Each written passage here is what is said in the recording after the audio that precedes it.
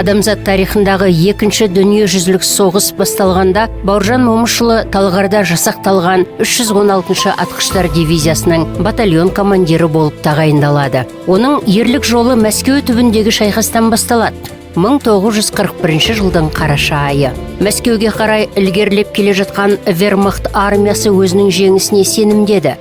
Бірақ басқа бөлімдер бас қалаға қарай кері шегінгенде Бауыржан Момышұлының батальоны вермахттың алға жылжып келе жатқан күшімен саны басым әскерімен бетпе-бет келді. 16-18 қараша аралығында батальон толық оқшауда қалады. Байланыс үзілген, көмек жоқ, аймақ түгел жау бақылауында.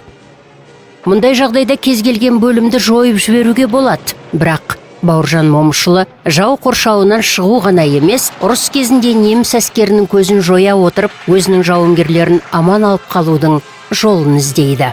Батальон командирі орманды, түнгі уақытты, қалың тұманды және майдан даласында орын алған хаосты қару ретінде пайдаланады.